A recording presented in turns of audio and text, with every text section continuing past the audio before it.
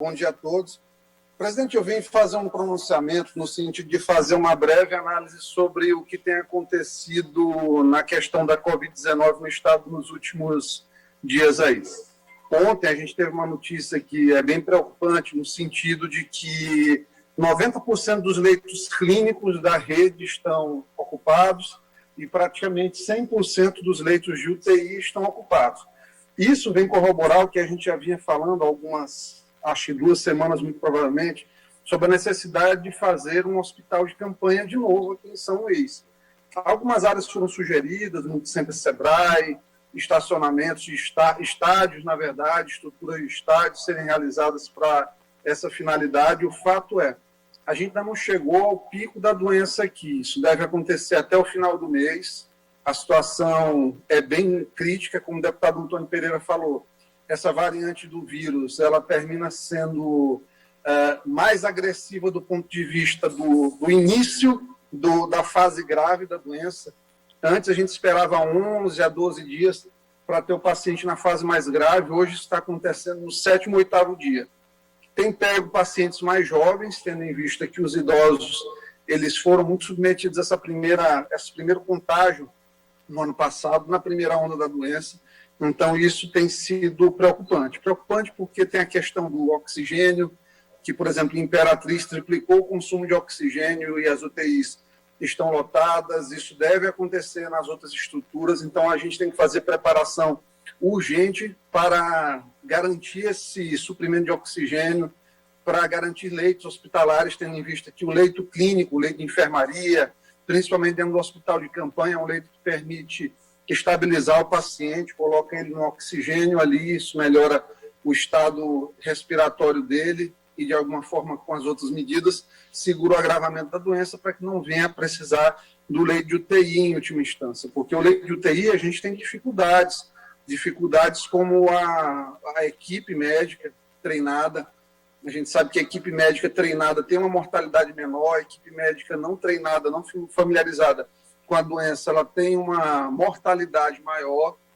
Aí, sugestões que eu faço. Primeiro, o Estado garantir algum tipo de formação em caráter de urgência, gratuitamente aos profissionais médicos, sob forma de videocurso, administrado online, à distância, no caso, para padronizar, pelo menos, as condutas dentro da rede estadual. A partir do momento que a gente tem um protocolo único de rede a ser seguido, a gente consegue treinar os profissionais médicos de uma maneira mais intensa, dando a eles uma formação mais sólida no combate àquela doença, economizando recurso hospitalar e melhorando a sobrevida dos pacientes também. Segundo ponto de preocupação, que eu já conversei com o secretário Lula sobre isso, e assim, sou diametralmente contra, é a manutenção do que está acontecendo dentro dos hospitais da rede estadual. No momento desse pandemia, o que eles estão fazendo? Eles estão licitando a equipe médica, fazendo licitação de equipe médica, baixando o valor de plantão, em algumas situações próximo a 20% de redução do valor do plantão. Esse plantão já foi reduzido aí em mais de 25% nos últimos anos. Esse plantão já foi submetido à desvalorização da inflação nos últimos anos. Os médicos eles têm pago a conta do momento de cortar a despesa na folha da Secretaria de Saúde. Eles estão sendo penalizados, lamentavelmente, e a gente precisa, ao contrário, valorizar os profissionais. Por que eu digo isso? Eu digo isso porque eu já conversei com o secretário, eu tratei com o presidente da MCE a esse respeito. As licitações médicas elas não devem observar apenas o critério de preço. Sabe por quê? Porque quando a gente coloca o critério de preço, a gente não coloca muitas vezes o melhor profissional. A gente tem que colocar técnica e preço na licitação. Inclusive, a gente está estudando as formas de, juridicamente, enfrentar essa situação de uma maneira, claro, dentro dos limites da lei, sem qualquer tipo de posicionamento que não seja o posicionamento técnico e de garantia de que as pessoas não vão ter redução nos seus salários. Ora, a gente já está no momento em que está tão difícil conseguir profissional, vai ter situações aí, como eu soube essa semana, de plantão que foi reduzido em quase 20%. Qual que é o profissional capacitado que ele tem interesse em ir para uma unidade depois dele ter redução brutal nos seus vencimentos? O resultado disso tudo, o que é?